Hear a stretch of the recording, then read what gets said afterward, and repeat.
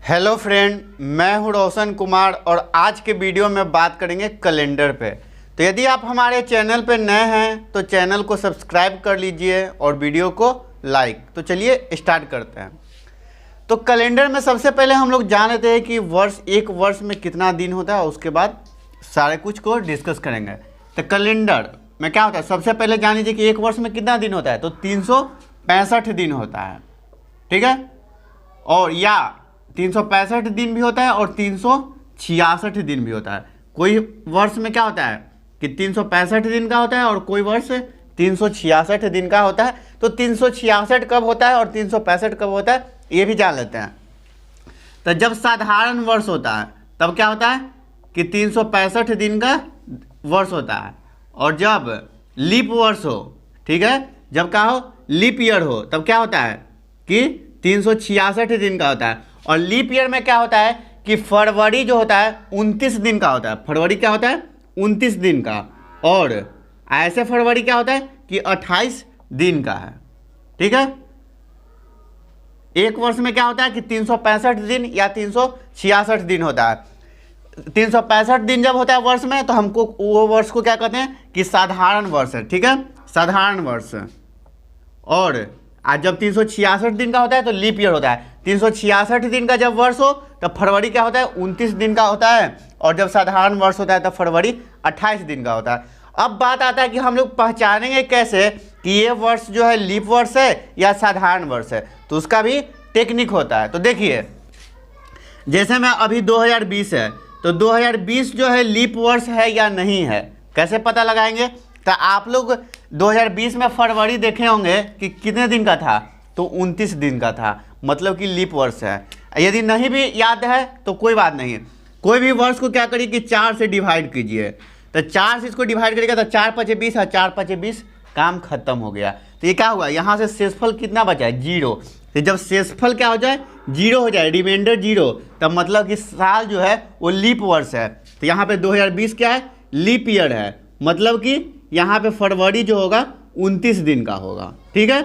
उसी तरह से जब अब जैसे में 2019 लीप वर्ष है कि नहीं, इसको 4 से डिवाइड करिए तो 2019 को अब क्या है, अब पूरा को डिवाइड करिएगा नहीं, हम लोग क्या करेंगे, आप लोग जानते होंगे कि यदि कोई अंक 2 से डिविजिबल है तो उसका अंतिम अंक 2 से डिविजिबल होना चाहिए। यदि कोई अंक 4 से भाग लगेगा पूरा पूरा, यदि डिविजिबल है तो उसका अंतिम 2 अंक 4 से पूरा पूरा कट जाएगा, तो हम कहेंगे कि ये पूरा अंक जो है 4 से डिविजिबल है।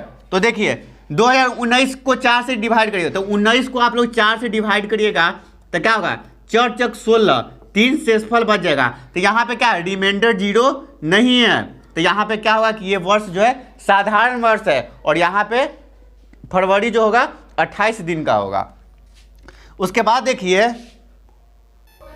अब जैसे में देखिए कि आपको कह दिया गया 2020 और 2019 को देख लिए कि हाँ ये लीप वर्ष है या नहीं है। अब जैसे में आपको कह दिया गया कि 1992 जो है वो लीप वर्ष है या नहीं है, या 1882 जो है लीप वर्ष है या नहीं है। या कह दिए क्वेश्चन में आपको जो ग्रुप डी का एग्जाम देने जाइएगा या आरआरबी एनटीपीसी में कभी कभी पूछ देता है, लेकिन ग्रुप डी एमटीएस में क्वेश्चन पूछ देता है कि 1992 में कितने दिन का फरवरी था, 28 या 29। या कह दिया कि 1992 जो है लीप वर्ष है या नहीं है। तो इस टाइप का छोटा सा क्वेश्चन आपको पूछ देता है। तो देखिए अब इसको कैसे जानेंगे कि हाँ ये लीप वर्ष है या नहीं है। तो इसको क्या करेंगे कि 4 से डिवाइड करेंगे।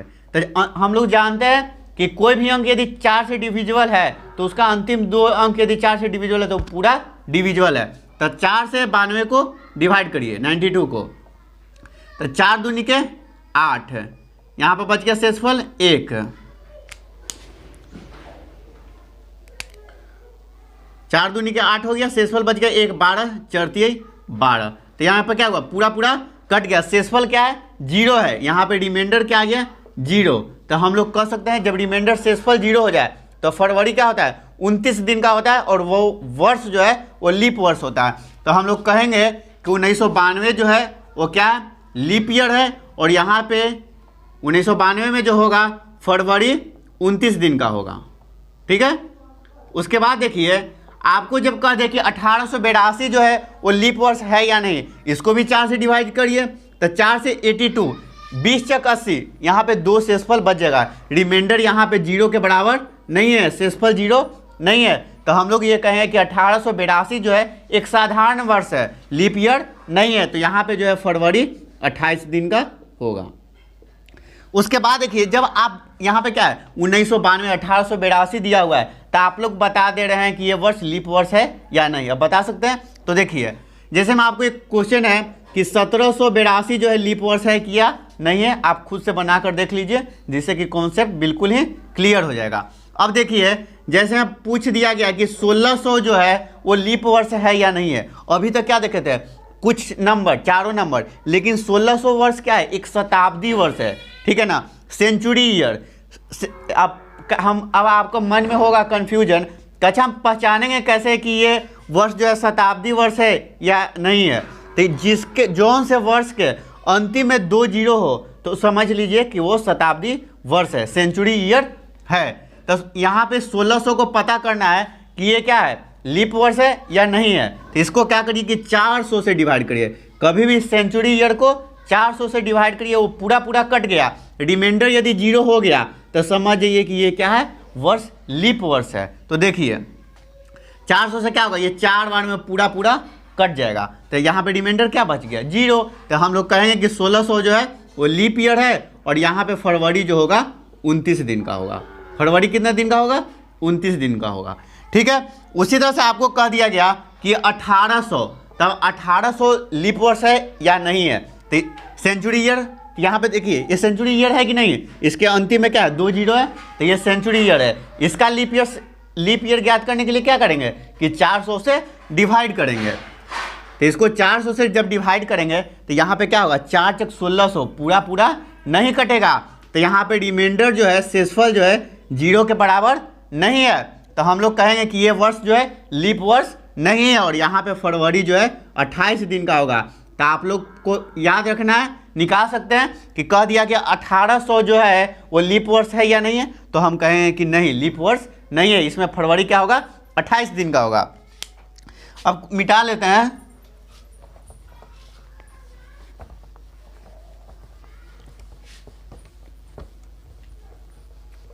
जैसे में देखिए जब आपको कह दिया गया कि 1900 लीप वर्ष है कि नहीं है, 1900, तो लीप वर्ष सेंचुरी ईयर के लिए क्या करेंगे कि 400 से डिवाइड करेंगे, तो 400 से डिवाइड कर दिए तो क्या होगा, ये 4 तक 1600, यहाँ पे भी शेषफल 0 नहीं हुआ, तो यहाँ पे क्या है, रिमाइंडर 0 के बराबर नहीं है, तो ये लीप ईयर नहीं है, और यहाँ पे फरवरी जो है कितना दिन का होगा, तो 28 दिन का होगा। अब देखिए 2020 चल रहा है, तो 2000 जो वर्ष था वो लीप वर्ष था कि नहीं, तो 2000 के भी अंतिम में क्या है, 2 जीरो है, 2 जीरो से ज़्यादा जीरो हो जाए ठीक है, लेकिन कम से कम उसमें 2 जीरो रहे तो हम कहेंगे कि ये क्या है, सेंचुरी ईयर है, ठीक है।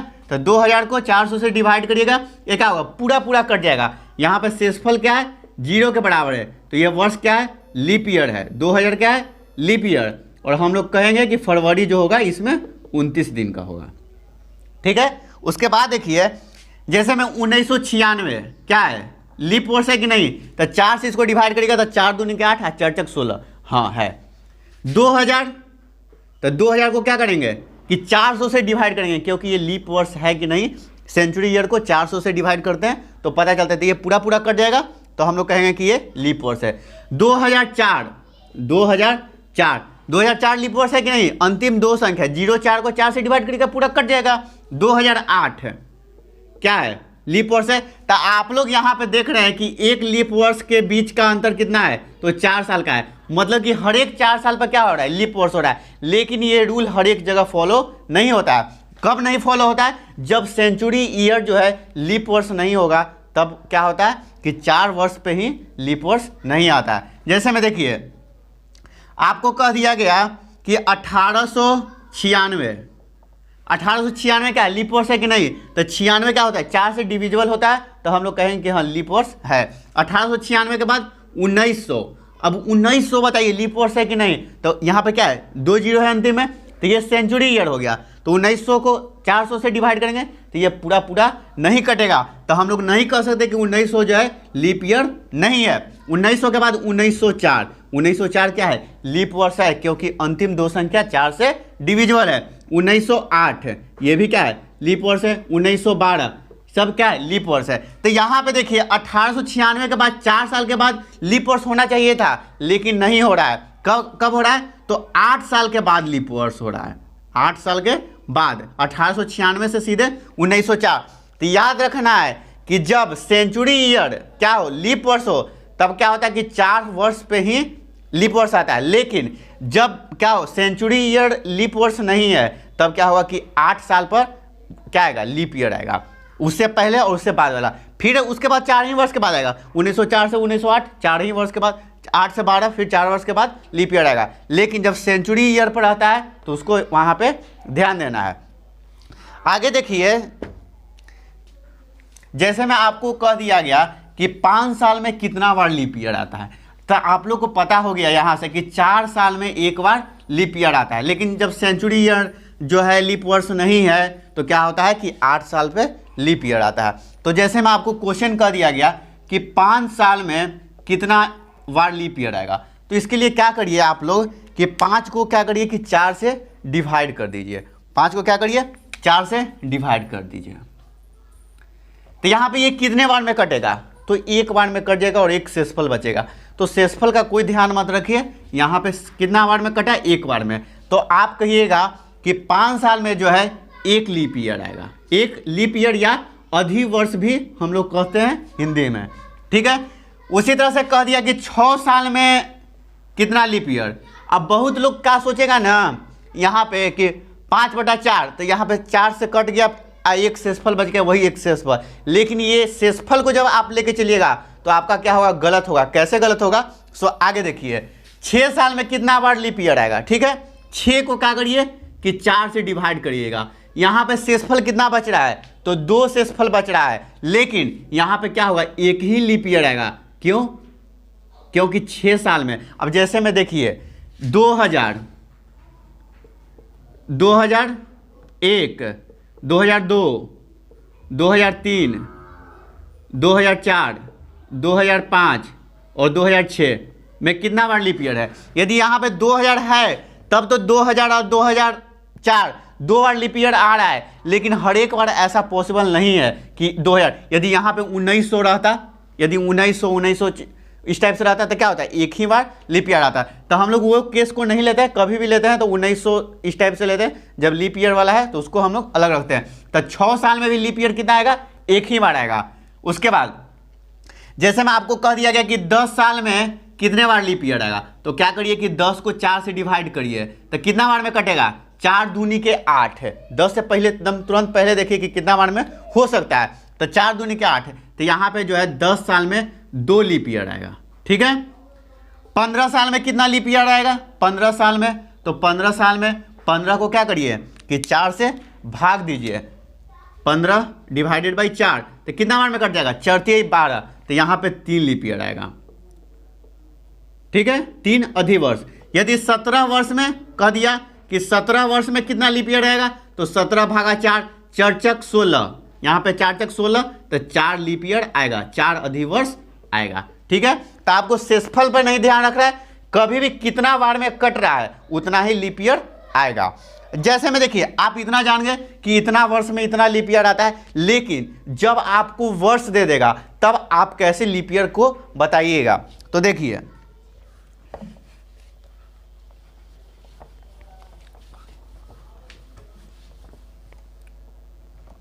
जैसे मैं आपको कह दिया गया कि 2011 से 2021 के बीच में कितना लीप ईयर था, 2011 से 2021 के बीच में कितना लीप ईयर था।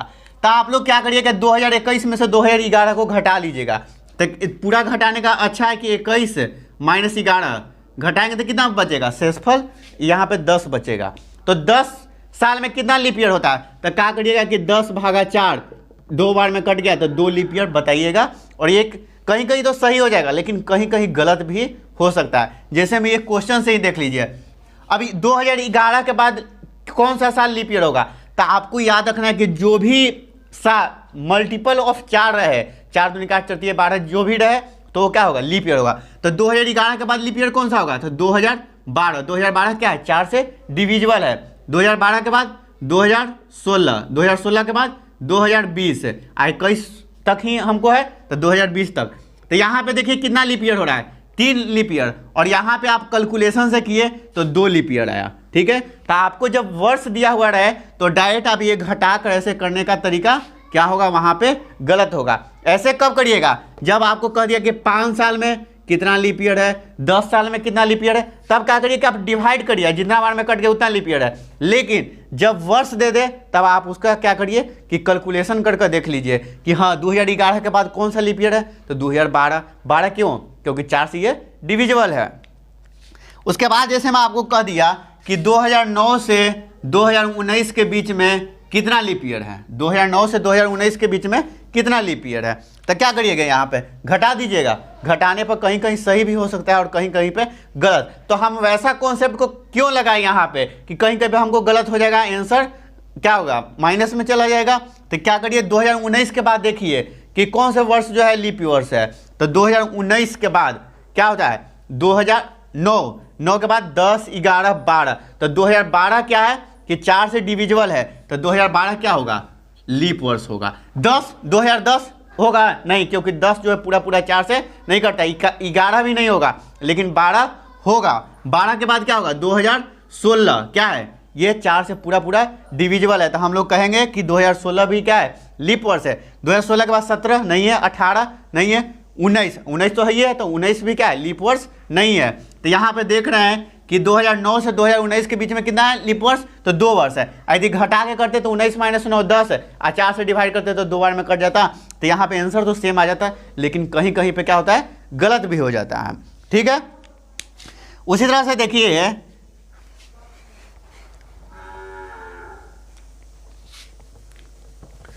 आप लोग को बताया गया कि क्या 5 साल में कितना लीप वर्ष होता है, 5 साल में कितना लीप वर्ष होता है, तो आप लोग कहा कि 5 को 4 से डिवाइड किए हैं तो एक बार में कट गया तो 1 लीप वर्ष।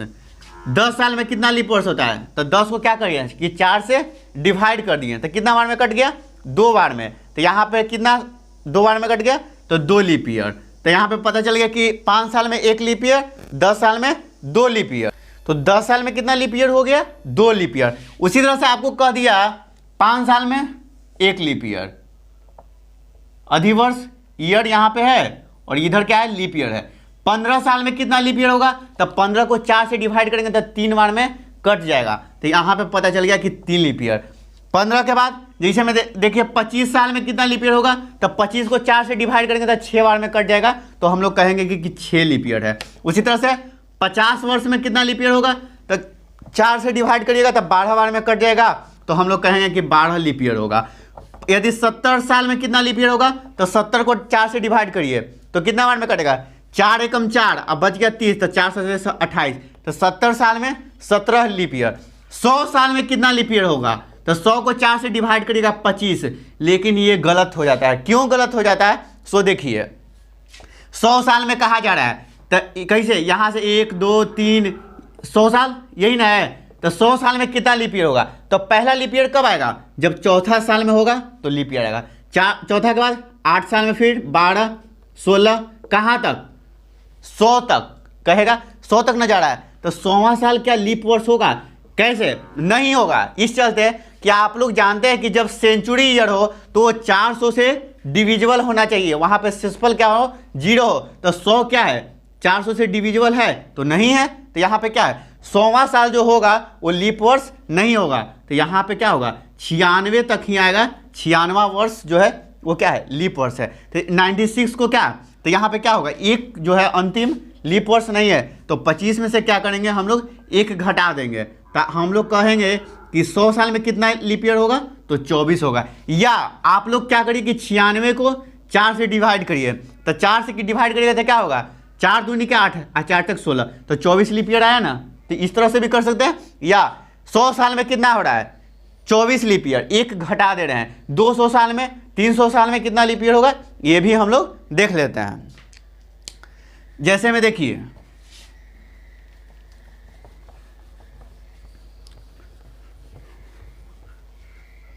जैसे में अभी देखें कि 100 साल में कितना लीप ईयर हुआ, तो 100 साल में तो होना चाहिए 25, 4 से डिवाइड करेंगे तो 25 है, लेकिन 100वां साल जो होता है वो लीप वर्ष नहीं होता है, तो यहाँ पे हो गया कि 100 साल में 24 लीप ईयर होता है। ठीक है, क्योंकि 100वां साल जो है लीप ईयर नहीं होता। अब कहा गया कि 200 साल में कितना लीप ईयर होगा, तो 200 साल में ऐसे होना चाहिए कितना, 200 को 4 से डिवाइड करिए तो क्या होगा, 50 बार में कट जाएगा, तो 50 लीप ईयर होना चाहिए। लेकिन 100वां साल क्या होता है, लीप वर्ष नहीं होता है, क्योंकि ये 400 से डिविजिबल नहीं है। 200वां साल क्या ये डिविजिबल है 400 से, तो ये भी नहीं है, तो ये क्या है, दोनों लीप वर्ष नहीं है। तो क्या करेंगे, 50 में से 2 घटा देंगे, तो हमको पता चल गया कि 200 साल में जो है 48 लीप वर्ष होगा। और कौन कौन सा साल जो है लीप वर्ष नहीं होगा, तो 100वां साल और 200वां साल जो है लीप वर्ष नहीं होगा। उसी तरह से कह दिया गया कि 300 साल में कितना लीप वर्ष होता है, तो 300 साल को क्या करेंगे, 4 से डिवाइड करेंगे, तो कितना बार में कट जाएगा, 4 सते 28 और 4 पचे 20, 28 2 बच गया, 4 पचे 20। तो हम लोग कहेंगे कि 300 साल में 75 लीप वर्ष होना तो चाहिए, लेकिन क्या है कि 100वां साल, 200वां साल और 300वां साल क्या है, 400 से डिविजिबल है तो नहीं है। 100 साल, 200 साल और 300वां साल क्या है, 400 से ये तीनों डिविजिबल नहीं है, तो क्या होगा, 75 में से हम लोग क्या करेंगे, 3 माइनस करेंगे, क्योंकि हम लोग सबको कंसीडर करें, तब 300 साल में जो है 72 लीप वर्ष होगा। और 100वां साल, 200वां साल और 300वां साल जो है लीप वर्ष नहीं होगा। उसी तरह से 400 साल में कितना लीप वर्ष होगा, तो 400 को क्या करिए, 4 से डिवाइड करिए, तो कितना बार में कट जाएगा, 100 बार में कट जाएगा। तो क्या यहाँ पे 100 लीप वर्ष होगा, नहीं होगा। क्यों, क्योंकि देखिए 100वां साल, 200वां साल, 300वां साल क्या लीप वर्ष है, नहीं है, तीनों लीप वर्ष नहीं है, तो 100 में से क्या करेंगे, 3 घटा देंगे, तो यहाँ पे क्या हो जाएगा, 97 लीप वर्ष जो है वो क्या है, 400 साल में कितना लीप वर्ष होगा, तो 97 लीप वर्ष होगा। इसी तरह से 500 600 जितना भी रहे आप लोग कर सकते हैं। अब यहाँ पे कैसे किए, जैसे में देखिए हमको क्या कर रहा है, 400 साल में कितना लीप वर्ष होगा, मतलब कि क्या, 1 से लेके कहाँ तक जा रहा है, 100, फिर उसके बाद 200, फिर 300 और फिर कहाँ तक, 400 साल हमको पूछा जा रहा है। तो यहाँ पे देख रहे हैं कि 100वां साल लीप वर्ष नहीं है, 200वां साल लीप वर्ष नहीं है और 300वां साल लीप वर्ष नहीं है, लेकिन 400वां साल लीप वर्ष है, क्योंकि 400 जो है 400 से पूरा पूरा डिविजिबल होता है। ठीक है, उसके बाद देखिए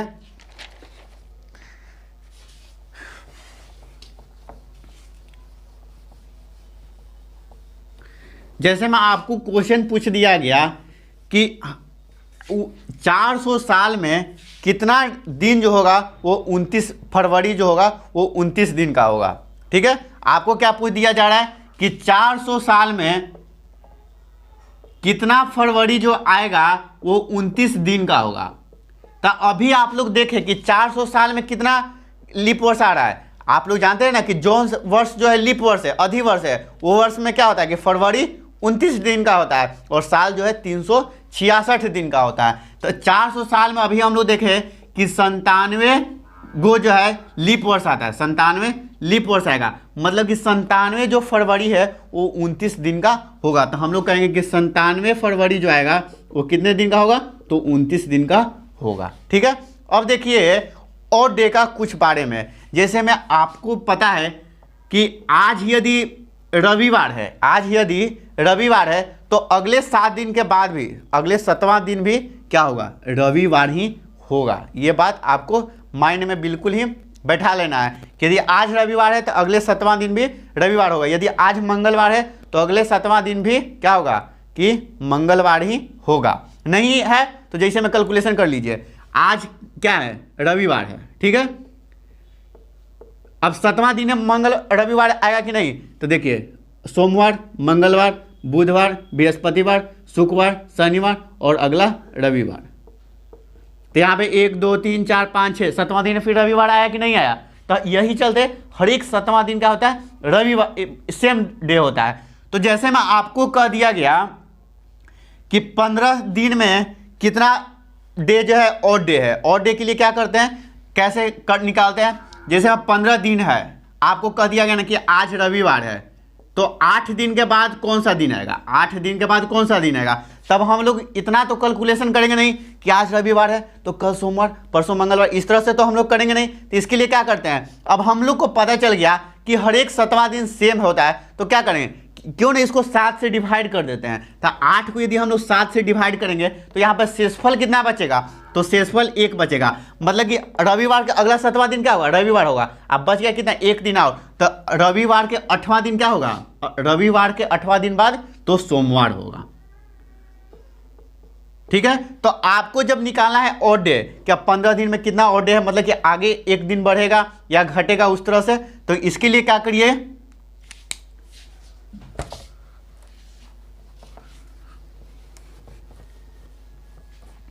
अब जैसे मैं आपको दे दिया डेज कि इतना डेज है टोटल और इसमें कितना ऑड डेज है। ठीक है, ऑड डे का यूज समझ गए कि जैसे में 1 दिन बढ़ा है, 2 दिन बढ़ा है, तो आपको कह दिया गया कि 15 दिन में कितना ऑड डे होता है। तो 15 को क्या करेंगे हम लोग 7 से डिवाइड करेंगे, तो 15 डिवाइडेड बाई 7, तो कितना शेषफल बचेगा 1।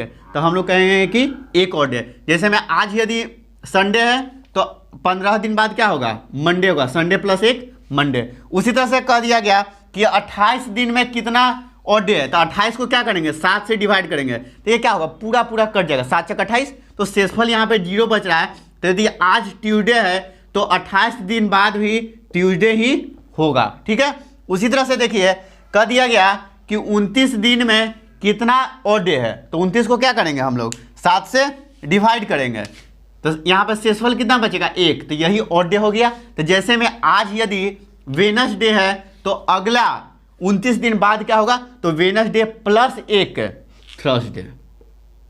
या हमसे कह देता कि आज वेडनेसडे है तो 29 दिन पहले कौन सा दिन था। तो एक बात याद रखना है कि जब आगे जा रहे हैं तो क्या करिए कि प्लस करिए और पीछे जा रहे हैं तो माइनस करिए। जैसे में आज कह दिया गया कि आज सोमवार है या रविवार है, तो अगला 15 दिन बाद क्या होगा, तो 15 दिन के लिए अगले के लिए क्या करेंगे, जोड़ेंगे। कह देता है कि 15 दिन पहले क्या होगा, तो क्या करते हैं उसमें माइनस करते हैं। ठीक है, और डे को प्लस करिए या माइनस करिए, आगे के लिए और डे को प्लस कर दीजिए और पीछे के लिए और डे के लिए माइनस कर दीजिए।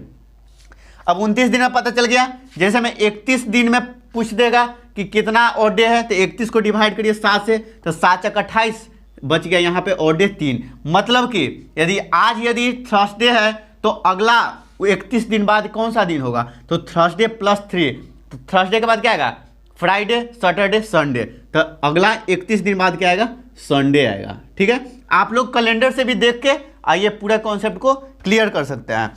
उसके बाद ये दिया है कि आपको कह दिया गया कि 365 दिन बाद कौन सा दिन आएगा। जैसे मैं आज कह दिया गया कि मंडे है, तो अगला 365 दिन बाद कौन सा दिन आएगा, तो क्या करिए कि 365 को 7 से डिवाइड कर दीजिए। तो 7 से क्या होगा, ये 7 पचे 35 है और 7 दूनी के 14 कट गया, बच गया शेषफल कितना 1, तो वही ऑड डे हो गया। मतलब कि आज यदि मंडे है तो 365 दिन बाद, मतलब कि 1 साल बाद, जब वर्ष क्या हो, सामान्य हो, 365 दिन का होता है, तो 365 दिन बाद कौन सा होगा, तो मंडे प्लस 1 ट्यूसडे होगा। ठीक है, मंगलवार होगा। उसी तरह से आपको कह दिया गया कि जब वर्ष जो है 366 दिन का है, तो 366 दिन बाद, अब जैसे मैं आज कह दिया गया कि क्या है, फ्राइडे है, तो 366 दिन बाद कौन सा दिन होगा, तो 366 को क्या करिए 7 से डिवाइड करिएगा, तो यहाँ पे शेषफल कितना बचेगा 2। तो यहाँ पे यदि आज फ्राइडे है तो 366 दिन बाद क्या होगा, फ्राइडे प्लस 2, तो फ्राइडे के बाद क्या आता है, सैटरडे और संडे, तो 366 दिन बाद क्या आएगा, संडे आएगा। ठीक है, तो यदि आपको कह दिया गया कि आज यदि क्या है ट्यूसडे है, तो 1 वीक बाद क्या आएगा, तो 1 वीक बाद मतलब कि 7 दिन बाद, तो 7 दिन बाद भी वही डे आता है, 2 वीक बाद वही डे आएगा। तो यदि कह दिया कि आज यदि ट्यूसडे है तो 50 वीक बाद 50 सप्ताह के बाद कौन सा दिन आएगा, तो ट्यूसडे ही आएगा, सेम डे आता है, क्योंकि 1 वीक में कितना होता है, 7 दिन, और हम लोग जानते हैं कि हर एक 7वां दिन क्या होता है, सेम डे होता है। ठीक है, तो आज के लिए इतना ही रहने देते हैं। यदि वीडियो अच्छा लगा तो वीडियो को लाइक करिए, अपने फ्रेंड में शेयर करिए, चैनल को सब्सक्राइब करिए और थैंक यू।